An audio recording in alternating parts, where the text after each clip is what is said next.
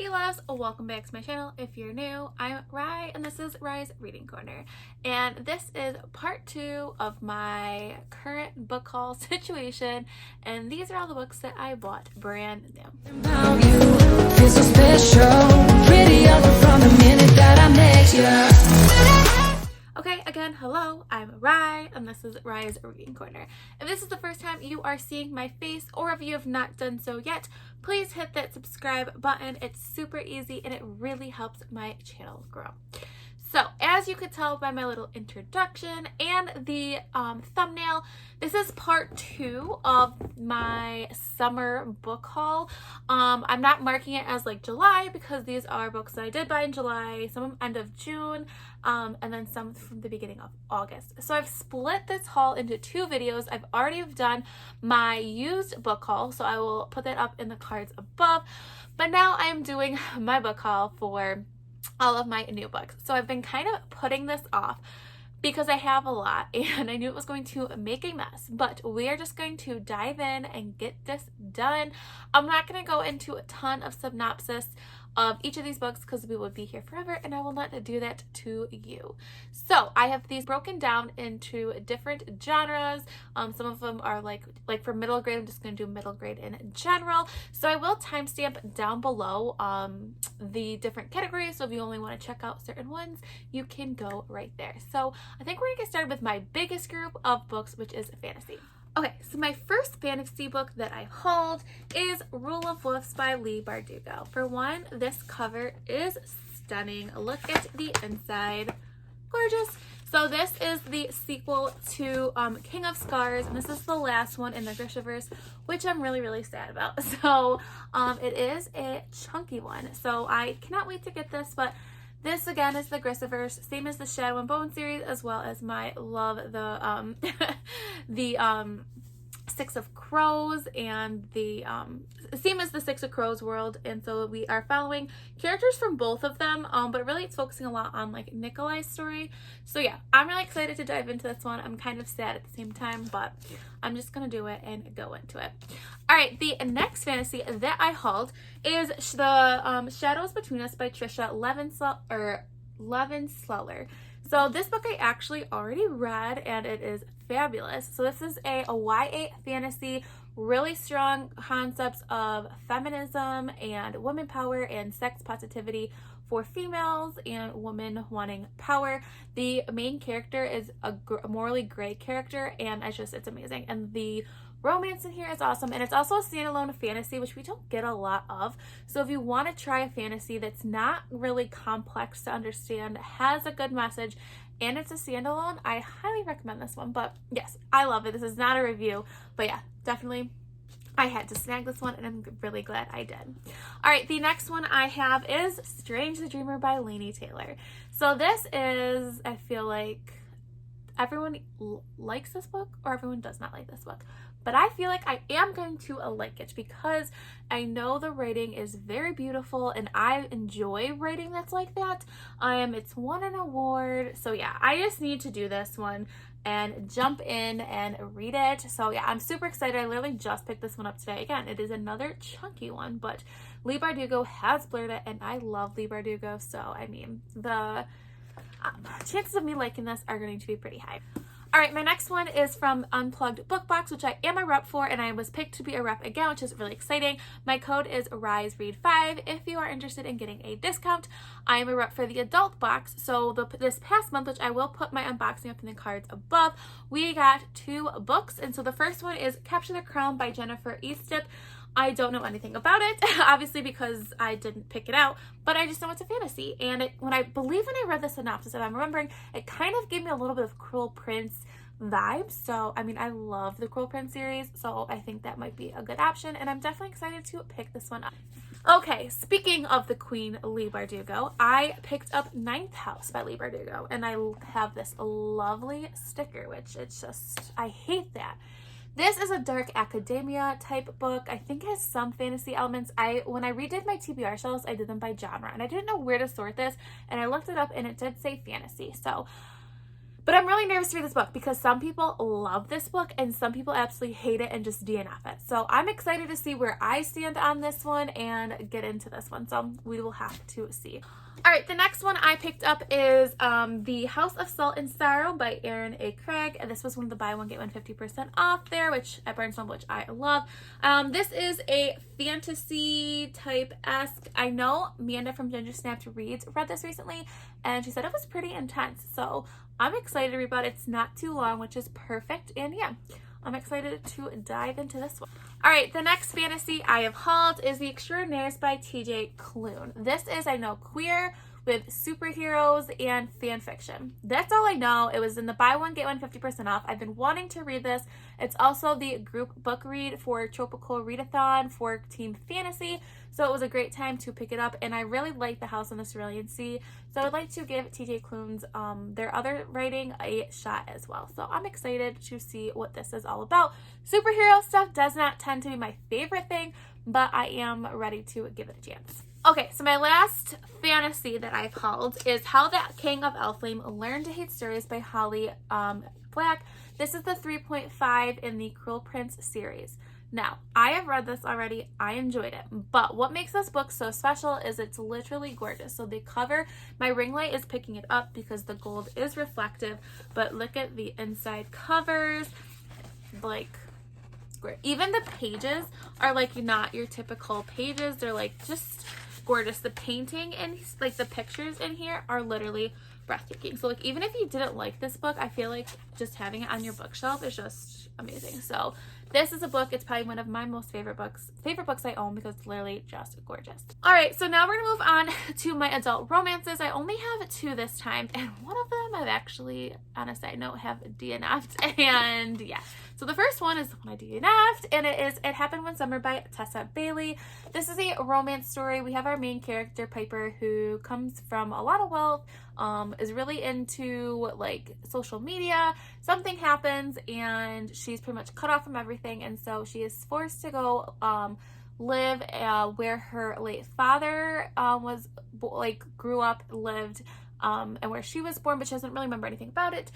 So she's adjusting to life there, and then she meets a local, and it's a romance story. So personally, I don't think it's the book itself that I'm just struggling with. It's just me. I've come to terms with, as a trope, I don't like when a character is really wealthy, doesn't have to do much, and then all that's taken away, and then they have to go to a small town and they have to like learn about themselves and adjust to not having money. Because this is the 3rd book that I've read that's like that, and I've DNF'd all 3 of them. So I don't think it's the book itself. I think it's just me. So, but it is a really pretty cover, and I am wanting to give it another try because I did get quite far in it. So, but I just have put it down for right now. And the next one I picked up is for the next book read for the Sugar and Spice book club, hosted by Kirsten from Kirsten's Corner and Amanda from Ginger Snapped Reads, and that's If the Shoe Fits by Julie Murphy. And this is by the author from Dumplin', which I have, and I also am hauling another book by Julie Murphy as well. I don't know too much about this, but I believe it has something to do with body positivity and Prince Charming, and kind of like a Cinderella type thing it reminds me of.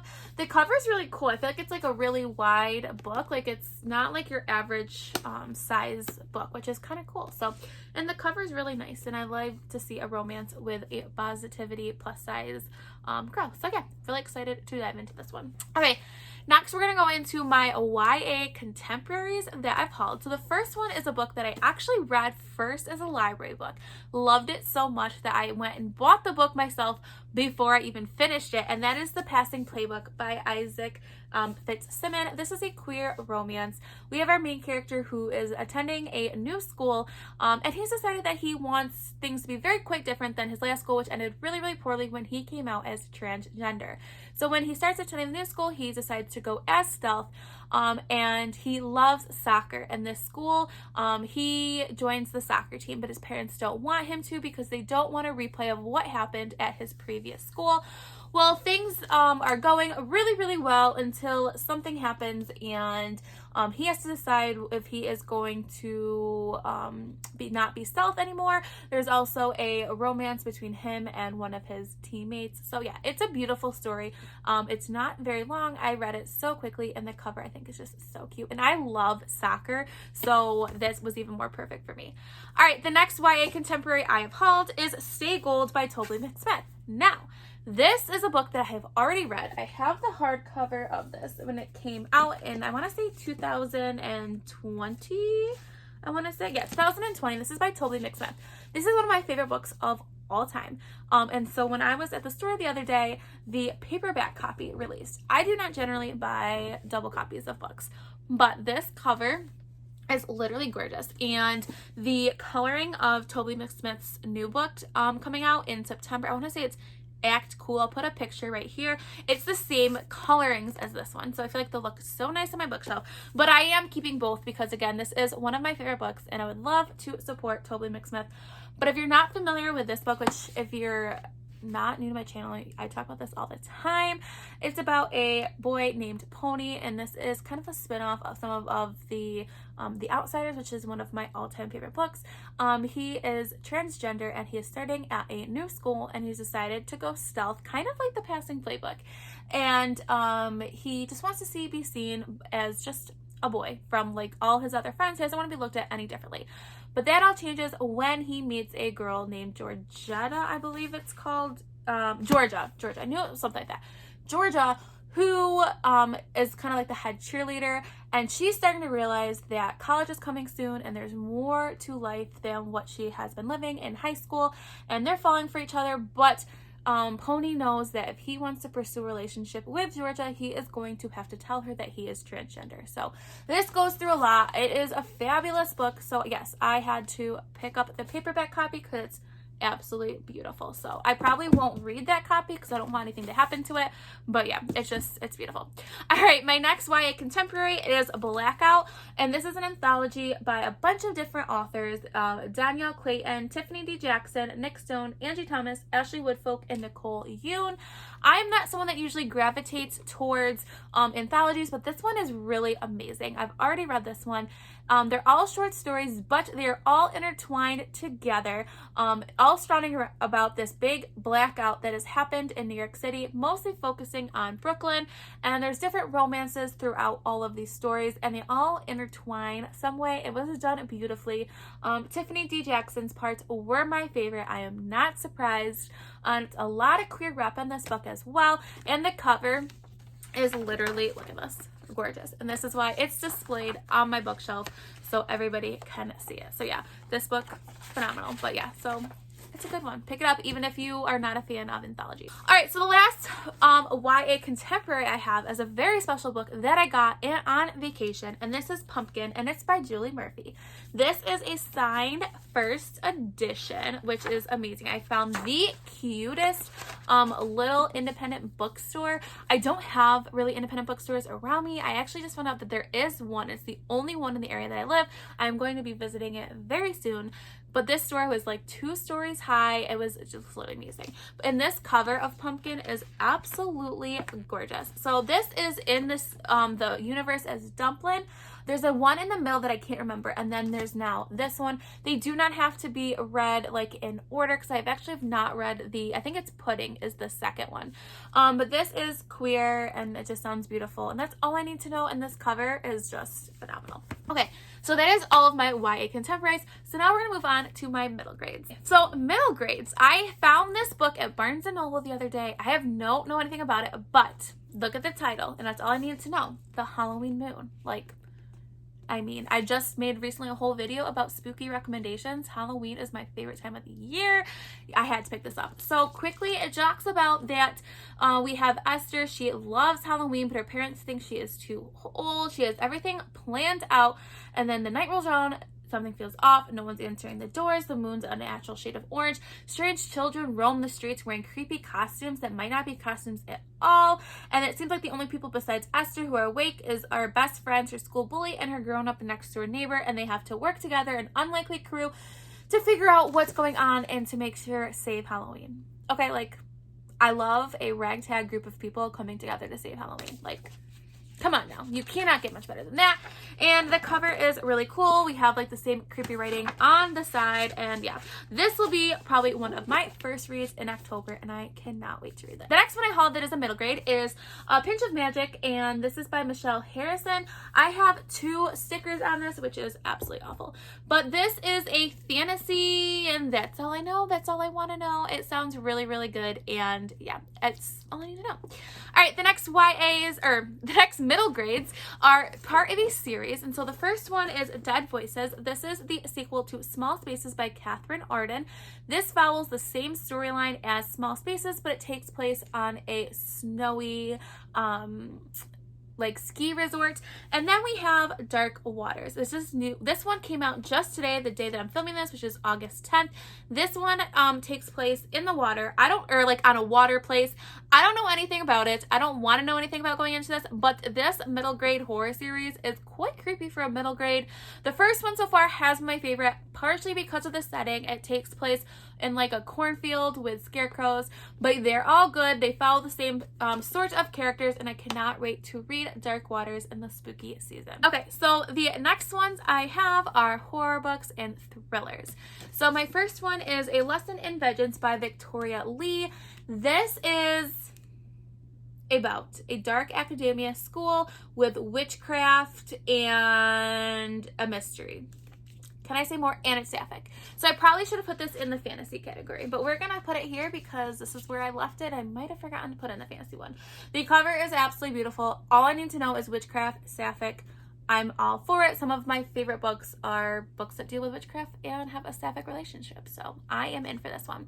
The next one is another sapphic horror story, and this is The Dead and the Dark by Courtney Gold. I know nothing about this, and I'm okay with that because I like going into these books not knowing anything. The cover is beautiful. It's sapphic. It's a horror book. I mean, come on now.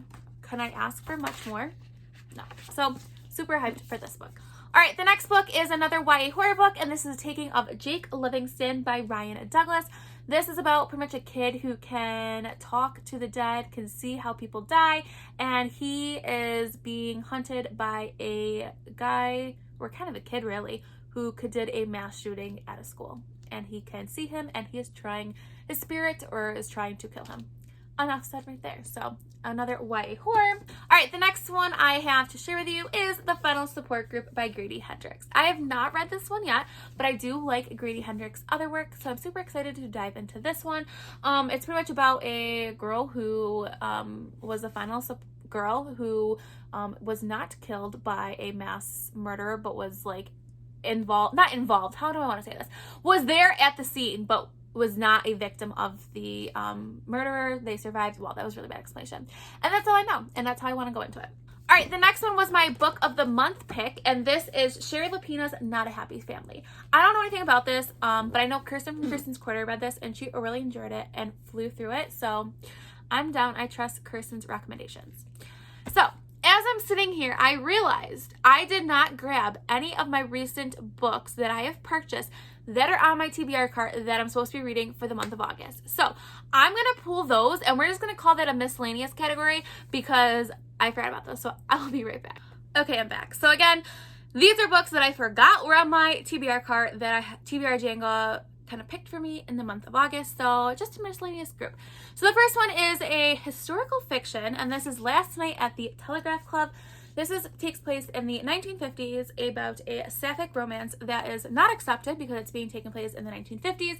It deals a lot with the Red Scare as well because one of our characters is Chinese American and is in jeopardy of being deported, and there's like this romance they're trying to get.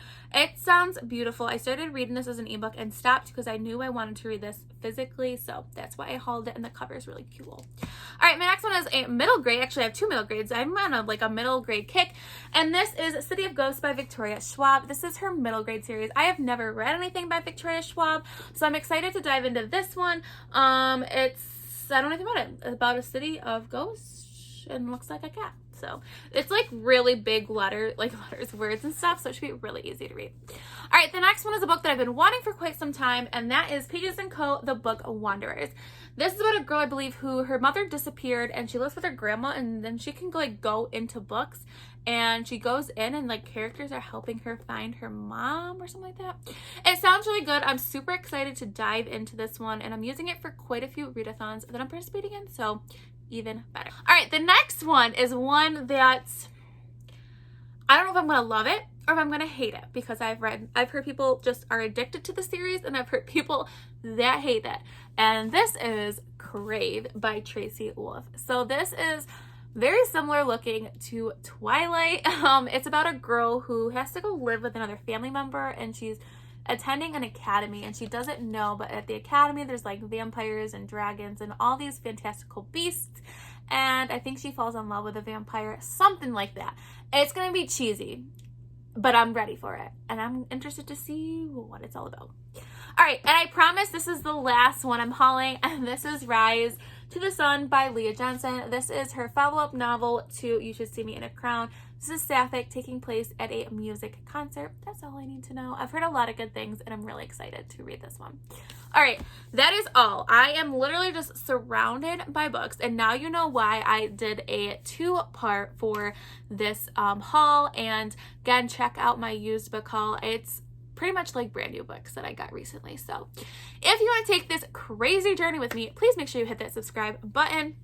If you want to be my friend on any of my other social media platforms, my TikTok, Instagram, or Twitter, I almost forgot for a minute, I am super tired. All the information is linked down below. So stay kind, loves, and I'll see you next time. Bye!